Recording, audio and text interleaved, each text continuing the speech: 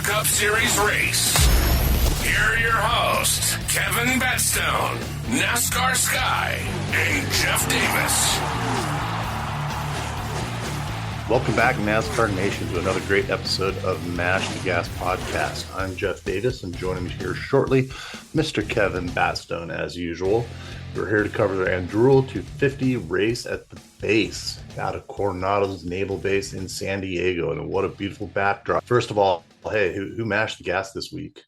Well, Jeff, we got to give an honorable mention, of course, to Layne Riggs and Austin Hill in their respected series. You know, first time going to this racetrack, first time going to the Naval Base Coronado.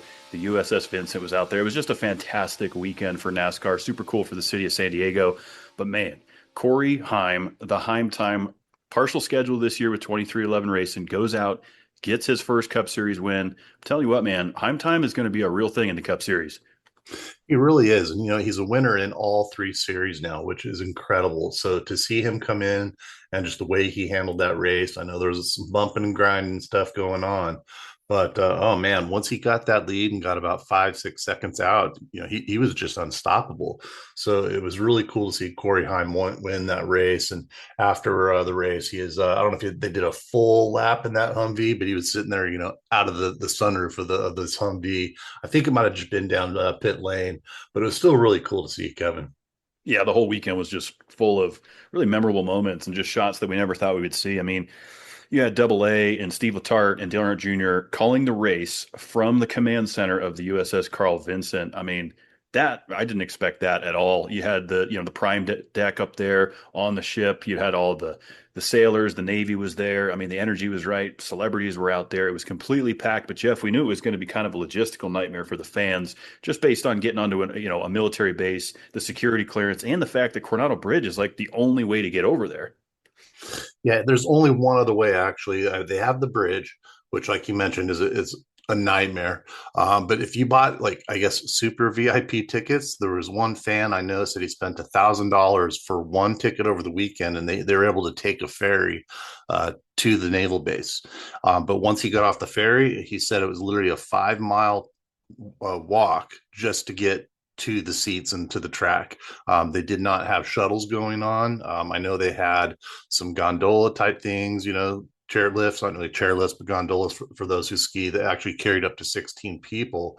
But it took hours and hours to get into the race. And from what I understand, they stopped allowing people in around 3-4 p.m. And there were a couple fans that couldn't even get into the race because they stopped allowing entry in there. So, I mean, on TV, Kevin, I thought it was great. I mean, like you said, the backdrop was great, wasn't it, Kevin? It was fantastic, but we knew that the logistics of this was going to be tough. And I was even telling people, because I could see they were doing the aerial view. You could see people still trying to get to their seats, like by the end of stage 1. And I don't know when you said about 3 or 4 o'clock. So if that was right around the end of stage 2, man, that'd be kind of a bummer if you traveled all that way, got caught up in the traffic, and weren't able to get to see any of the race. Yeah, there were a lot of fans that went to the O'Reilly series that said they were going to go the next day on Sunday and wound up not even going. And, you know, besides just the logistics of traffic and getting to the track itself, I heard there was a lot of issues with lack of food, lack of water. They didn't have water refueling stations. And so a lot of people were like, you know, getting hungry and getting thirsty. And I know, you know, California is one of the states that does not allow alcohol into their stadiums, you know, like most NASCAR tracks do. But also being it's on a military base, that totally makes sense. But even the merch tent, you know, obviously they didn't have all the haulers that we normally see. You know, Kevin, don't you remember, was it about 5, maybe 6 years ago, NASCAR, to try to help out with some of the team's expenses, started doing just that one huge merch tent. And then there was a long ass line to get through. The merchandise selection was not near as what it was when you had haulers. But, you know, when you go to a major track, you know, it's 1.5 miles above that has a lot of seats to be filled. You usually see the big 3 guys, you know, like Hendrick and Penske, you know, and Gibbs. They'll usually bring like 4 trailers for, one for each driver, but they usually have 2 to 3 of them. So they're bringing like 8 to 12 haulers for merch. And, then the smaller teams will bring a couple. So we're used to, but that's a good feeling about NASCAR. I loved walking that midway with, all the food, all the haulers, looking, the drivers in there signing and stuff. But this is one of those races where they just did not have room to bring him in, or they probably had the room, but no place to really put him. So they did the big old merch tent thing, and I guess it was like almost like an hour and a half wait just to get through, just to buy a $40 hat, $40 t-shirt, Kevin. Yeah, I mean that's unfortunately some of the the pains that come with doing this on a naval base that's so massive. I mean, Jeff, we had fans that were sitting a mile and a half, 2 miles from one another, right? Because there was all these different seating areas around the base. So, the start finish line was kind of like the headquarters, if you will, where they had, like you said, limited food, limited beer stands, things of that nature. I'm not sure how they did with the loos or the bathrooms. I'm not sure how that panned out, but it's just one of those things when you get a temporary racetrack, right? It's much easier when we go to Sonoma, where, a track that's already grandfathered in, has a dedicated fan zone area, So I think they did the best they could given the circumstances. We knew that this was going to be, some of the issues, but certainly didn't change the racing that we saw out there. I mean, everybody and their brother picked SVG to win, and gets wiped out. Austin Hill and Connor Zilic go into turn 2 there and kind of overdrove it, and they all stacked up and wrecked about 4 of my 6 fantasy drivers, Jeff. Yeah, fantasy was a nightmare for me too, Kevin. But this is a 3.4 mile track. Obviously, the longest track on the entire circuit for this year, amongst any year for that matter. But you're right. Somewhere like Sonoma or Watkins Glen, completely different feel, because they've had NASCAR there for over a decade. 2 decades. So I don't know if we'll see it back next year. I will admit, I definitely like it watching it better in San Diego than I did the Chicago race. I know you and I talked a little bit about this. They did Chicago for 3 years. It was cool. They did it, got some new fans that are changing things up, see what's going on. I think that's part of the reason we went to San Diego, is just to switch it up a little bit and see how it goes. Overall, the race on TV, I thought it was pretty entertaining. Now, if I was there as a fan, I was probably pretty upset, but I heard there was a lot of fans that were like really stoked to be there. But again, once the nightmares happened with, like I said, food, drink, bathrooms, merch stand, it just wasn't right. And like the funniest thing I saw in this race, Kevin, was during that O'Reilly's series, when that manhole cover popped up, and Corey Day, I mean, that thing looked like a frisbee just stuck in his radiator.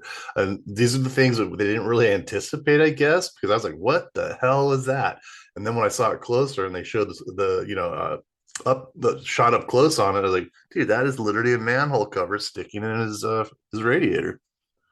Crazy stuff. I mean, you couldn't do that again if you tried. And they walked the track and they welded a bunch of stuff. I did catch a little bit of door bumper clear, and they were saying that they walked it and they saw that a couple of the manhole covers were like taped, had like neon tape on it that says weld.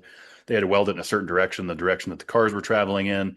But that NASCAR made the right call by giving Corey Day his laps back, right? Because that wasn't his fault, right? The track came apart. It was no different than like what we saw at Martinsville, where a piece of concrete came up and went through Jeff Gordon's radiator. They let him replace it. He was able to, so that I think that was the right call there. It wasn't his fault. The team, suffered from it. They took a hit, and then got back out there. But the O'Reilly race, that was one of the longest races ever, not including weather delays, right? The cause for red flag for having to go back and tack those manhole covers down.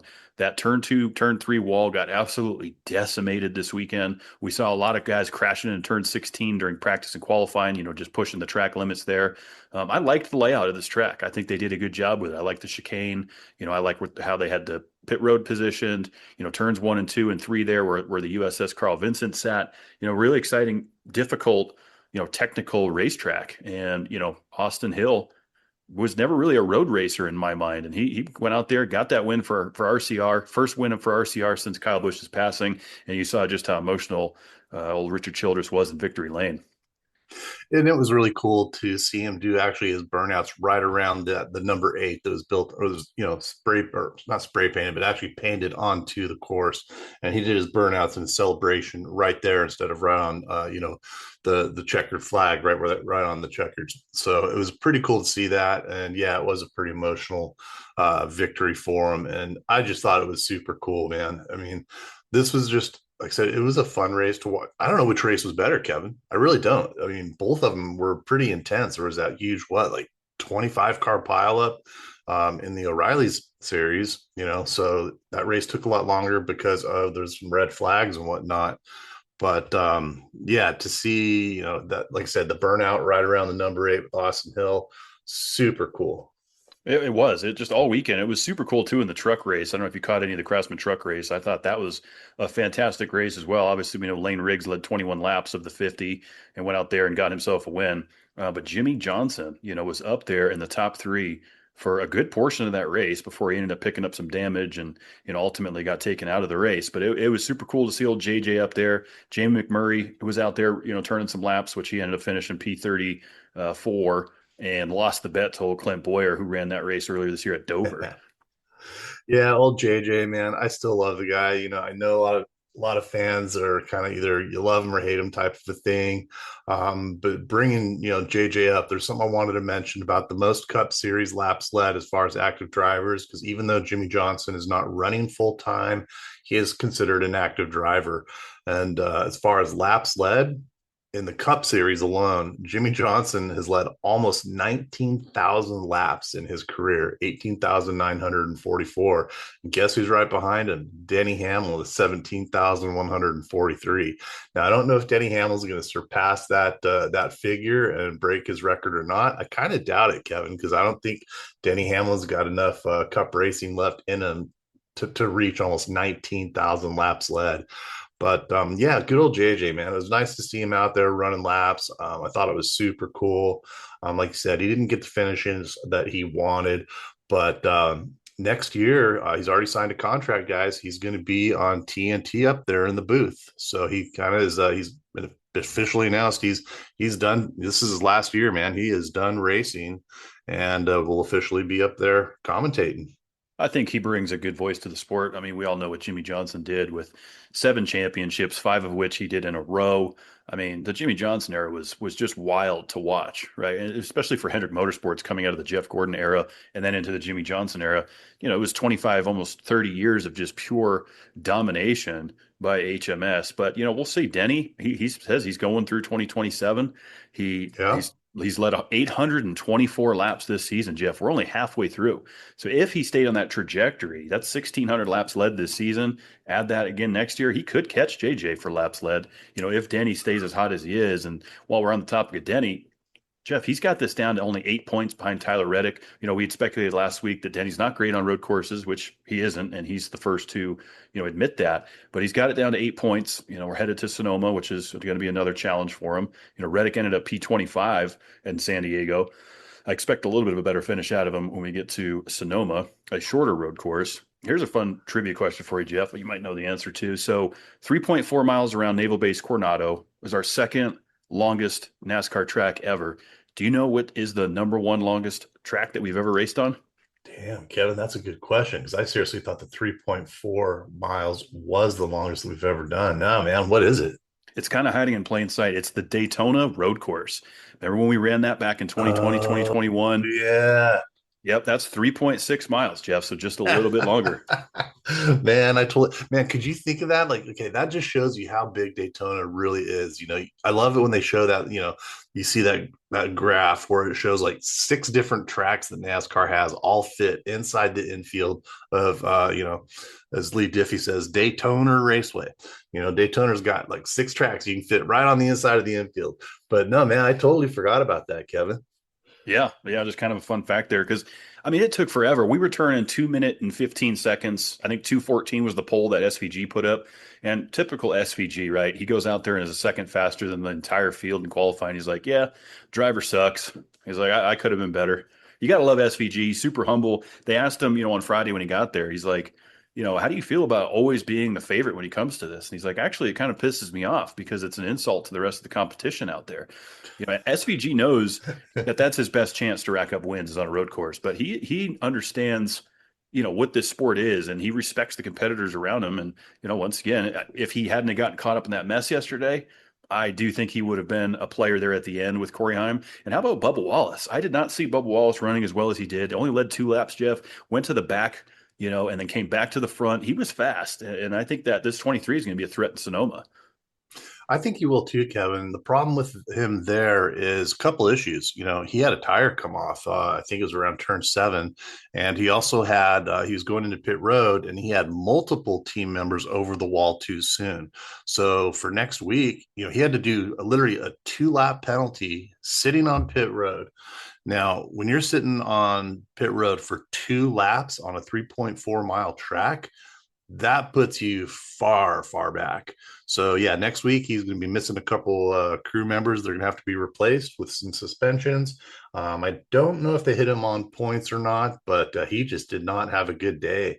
And like you were saying about old SVG and Tyler Reddick, with Tyler Reddick, him and Corey Heim running each other like they did, so clean, so respectful. And it was just interesting. Tyler Reddick, I think that if that would have been someone else, I think he would have really raced him a little bit harder, but he kind of let him have that spot. And once he had it and then kind of got caught up, that was the end of it for him. Like you said, that's what gave Denny Hamlin that advantage now. He's only 8 points behind, which is so surprising when we look at all the wins that Tyler Reddick has racked up.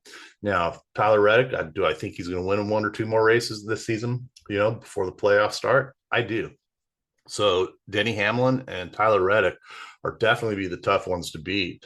Ryan Blaney's 133 points. And interestingly enough, he led more laps than anybody in the race here in San Diego. He led Number 12 led 12 laps, but again, on a 3.4-mile track. That's quite a feat. Next to him was Kyle Larson leading 11 laps. So some interesting figures there. We always know the lap that counts is the one that gets the checkered flag, because Corey Heim did lead 3 laps. But man, again, it was a very exciting end to that race. They ran each other super well. Both of them are about 5 seconds ahead of the rest of the pack. And that's when, you saw the drivers just like, okay, we're definitely running for P3, P4, P5. But it was good, Kevin. Yeah, and how about old Kevin Magnuson coming over and driving this 91 Chevrolet? Formula One driver, has a lot of experience, never drove a Cup Series car until Friday when he went out for practice. Was turning some decent laps in practice. Didn't get a great finish, but I don't know if you caught any of the post-race kerfuffle there with old Noah Gragson. I just thought it was kind of funny because they asked, Kevin Magnuson in an interview, like, have you ever had an altercation with another driver in any other of your racing? And he's like, no. But I knew coming into NASCAR, this is how these boys do it, and they get up in your face. But he goes, I don't know what Noah was so upset about. He's like, if he just drove better, he wouldn't have been in this situation. Dude, it cracked me up. Yeah, I saw a lot of that, and I actually watched the replay on it too.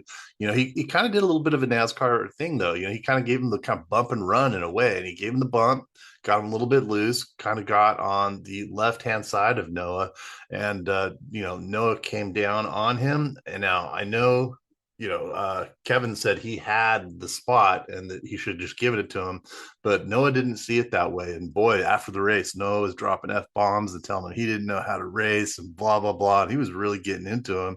And then, like he said afterwards, when Kevin Magnuson got interviewed, he's like, "Oh yeah, I've never been in a scuffle like that, but yeah, it is something I expected out of NASCAR." It was just funny as hell listening to him do that interview with the smile he had in his face, and just having a good time with it. So it was good to see him in there and running, Kevin.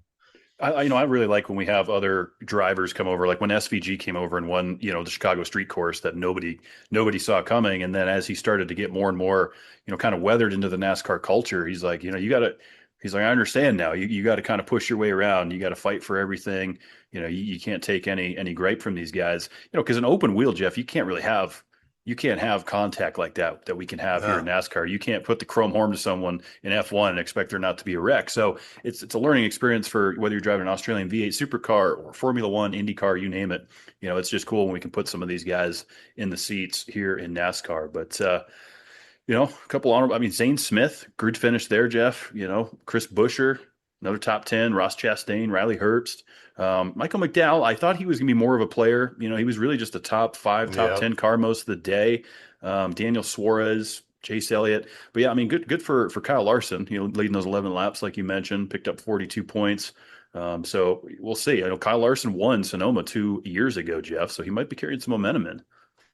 Yeah, with where he finished on this one, it did bumping up 2 spots, and unfortunately, it was his teammate that went down 2 spots. There's only a 2 point difference between Kyle Larson and Chase Elliott right now in the standings, and then you got Ty Gibbs sitting there right in the middle between the two in P5 as far as the standings go. So, yeah, like I said, we got Reddick, Hamlin, Ryan Blaney still sitting kind of pretty there in P3, and then Larson, Gibbs, and Elliott, and Chris Buescher. He's the one that's surprising me the most right now, Kevin. I mean, he's a damn good driver. We know that. He did pretty well this weekend.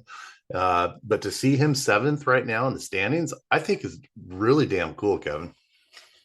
Consistency, it's kind of like what Ryan Blaney has done in years past to put himself in position later in the season. So, he's definitely due for a win. I think it's going to come probably before we get to the chase. He's got a couple tracks coming up that he can contend at. That's the thing with these RFK Fords. They're getting a little bit better.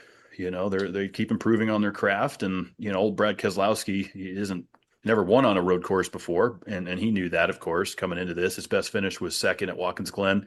We know that epic race that he had with Marcus Ambrose there, but I think these guys are just continuing to build on their craft and bringing fast race cars every single week. But Joey Logano, as we've mentioned, I just think his season's kind of cooked, Jeff, as far as making any sort of run for a championship.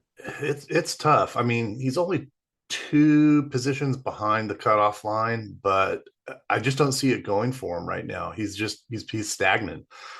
Don't see what he's got going. I mean, if anyone's going to do it from the Penske camp, obviously it's Ryan Blaney. But Shane SVG, he dropped 3 spots because of his finish on this race, which put him right below the cutoff line because Ryan Preece moved up a few spots. But old BK, he dropped a couple spots too.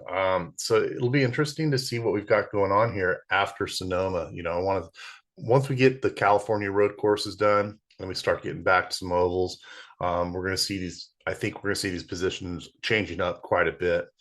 But I'll tell you who I do feel really bad for is the 88 of Connor Zilisch. I mean, he's just having the worst luck over the last 5-6 races, man. So I mean, Trackhouse in general had a rough time in San Diego. I mean, the best finish was Ross Chastain, and he even got into the side of one of his own drivers.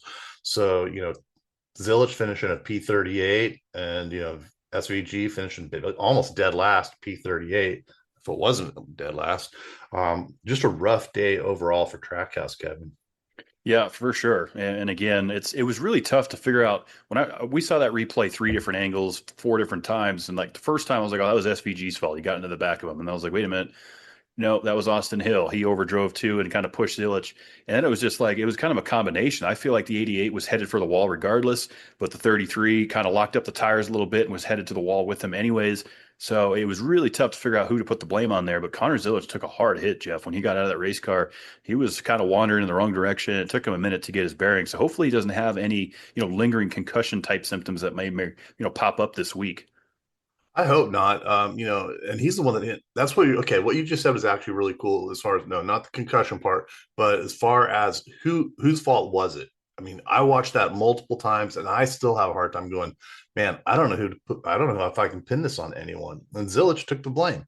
He's like, I know it was me, it's my fault, but I don't know. I don't know if it was or not. It might have just been another racing incident. It was too hard to tell exactly what happened and who took out who and stuff like that. I mean, but yeah, just a really unfortunate situation for all those guys that were involved with Trackhouse's unfortunate situations. But at the end of the day, it all comes down to who gets that checker flag, who gets those stage finishes, and who gets those wins. So Trackhouse needs to step it up a little bit if they're going to contend, Kevin. I agree. And, the clock's ticking, Jeff. I mean, we're headed to Sonoma here, which, by the way, is the final road course of the year. Now that we don't have the Roval anymore and we're back to the Charlotte Oval, which is fantastic, this will be our final road course for the season up in wine country. So, and it's also the first race where TNT takes over and we have the in-season challenge where you can still submit your brackets. Jeff, I got mine in. It was tough to go through and kind of pick everything, but I ended up landing on Ryan Blaney taking the in-season championship. Yeah, I went ahead and filled mine out too. With the way things are going, I wound up with Denny Hamlin in there. I really did, Kevin. It's just something I think he's going to pull off. It's crazy to see him at the age he is at his prime. Usually this is when drivers that, in their 40s start leveling off and kind of getting on that decline. We saw it happen to Jimmy Johnson and Jeff Gordon and Dale Jr. We've seen it with a lot of different drivers. So to see Denny Hamlin where he is right now, like I said, man, this just seems like his year. It really does. So that's who I threw in on my final. Yeah, it was tough because you'd have to go through and depending on the racetrack, right? I think I had Denny until Atlanta or Echo Park Speedway. I had him going out there just because it's like it's a super speedway, anything can happen. And then my Blaney just sort of worked his way in my bracket to the Brickyard, where I think he's that's kind of the racetracks he prevails at. But I mean, Jeff, we had our predictions last year, and I believe it was Ty Dillon who won the in-season bracket challenge last year. Yeah, you're right. It was. And it's like, dude, I don't think anyone got that one right. Absolutely not. I just don't see it, Kevin. No, so these no one saw that coming. Yeah, no one saw that coming. So, unfortunate that the Primes coverage is over. I had to kind of switch some things around with my cable to be able to get, TNT rolling again before we head over to USA and NBC, but that's just kind of the way it goes. But yeah, let's get rolling up into wine country. I mean, I look, it's obvious SVG. He wins there last year. It's much more of a relaxed road course versus what we just dealt with at Naval Base Coronado. It's a track that we have a lot of years at. There's a lot of data at that racetrack. And I just feel like SVG is going to be the favorite going in. But, of course. But I think if I were to take a sleeper pick, or not a sleeper pick, but my backup pick to SVG, I think Kyle Larson is well overdue for a win. He's won here at Sonoma before in this next gen car. I think Kyle Larson's a good one to have in there as a backup. I didn't want to pick SVG either, even though, like you said, he is the favorite. And you actually took the guy who I think was going to win that race because he ran really well in San Diego. Man, now that you took him, I'm trying to think. I'm going to go with a super sleeper pick a little bit here. Even though he has not won the next gen car yet, and we're still waiting for it on a road course, I'm going to go with the number 9 of Chase Elliott, Kevin. It's a good pick. I mean, Hendrick's getting a little bit better. We heard Jeff Gordon talking about it in the pre-race there, which was cool to see. That was really cool to see all of Hendrick Motorsports kind of reunited up there with Dale Jr., Jimmy Johnson, and Jeff Gordon. That was awesome. But cool. Gordon kind of said, "Hey, we're just clicking away here. Trying to get better. We know the Toyotas are lights out fast. But if SVG and those guys and those Chevrolets can get out there and do what they have done at Sonoma." I think that's probably going to be the case. And we still, Connor Zilisch, if he can just get through a race without having something happen, we haven't been able to see what he's capable of, Jeff. we haven't. I mean, that is got to be the most unfortunate driver with the shittiest luck of the entire year so far, Kevin. Yeah, hands down. I mean, just a rough rookie season. I don't necessarily think it's because of lack of experience or anything like that. Not at all. We've talked about Trackhouse as a whole has just not been up to par, and a lot of this shit has just been wrong place, wrong time for Connor Zilisch. I mean, he spun out multiple times, had rough luck at Pocono, Michigan, you name it. So, but who knows? 100%, man, 100%. I just feel bad for the guy. I do too. He's got a lot of years ahead of him in the sport, and obviously we know Corey Heim is going to be full time next year in the Cup Series, and I don't know, man. Corey Day's on his way, brother. Heim time is coming, and I think all the drivers are a little bit concerned about it. We saw what he did in the Truck Series, Jeff. He won 10 out of 26 races. It was unreal. Unreal. I can't wait to see it next year. So, well, we're on to Sonoma. Old wine country. Weather should be good, and we're done road course racing after this, Jeff. We're going to kind of turn our attention over to Chicagoland. The Oval's back after that. So I know Denny Hamlin has that circled. And Denny's just saying, I want top 15. If he can be top 15 at the road course, he's happy. That's the standard that he set. And Jeff, with that 8-point, deficit there that he has to Tyler Reddick, he's in striking distance, and I'm going to predict that he takes the point lead when we get to Chicago. But of course, first we got to get through Sonoma. Another kind of strategy race, Jeff. We see a lot of stage flipping in these road courses. I think Tyler Reddick is going to gain some points on Denny this next weekend in Sonoma, Kevin. I do too. I think Tyler's going to definitely be in a top 5 position. Denny might finish P15, so maybe he picks up 10, couple stage points on Denny, but I'm not panicking if I'm one of the Denny bros, as they call them. So we'll see. We're on to wine country, twisting and turning up there. Fun racetrack, kicking it off with TNT. We'll be back next Monday night to break down all of the action from Sonoma. Be sure to mash that subscribe button on whatever platform you're listening to us on. Follow us on social media at Mash the Gas. And until then, Jeff. Mash the gas.